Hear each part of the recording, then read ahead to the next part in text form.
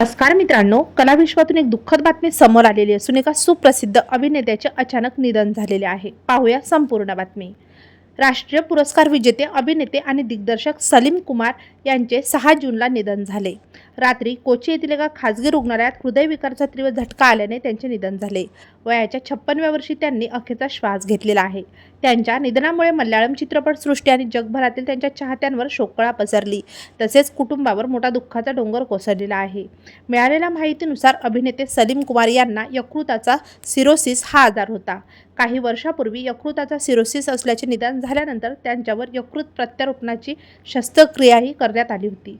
प्रकृती बिघडल्याने त्यांना रुग्णालयात दाखल करण्यात आले होते। उपचार सुरू असताना डॉक्टरांनी त्यांना व्हेंटिलेटरवर ठेवले होते, मात्र शनिवारी रात्री त्यांना हृदयविकाराचा झटका आला।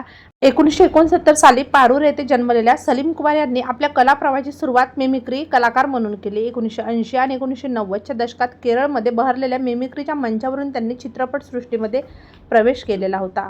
राष्ट्रीय पुरस्कार विजेते अभिनेते सलीम कुमार यांनी दिग्दर्शक आणि लेखक म्हणून कॅमेऱ्याच्या मागेही काम केले। त्यांच्या करुता जथोन या चित्रपटाला 2017 साली सर्वोत्तम कथेसाठी केरळ राज्य चित्रपट पुरस्कार मिळाला।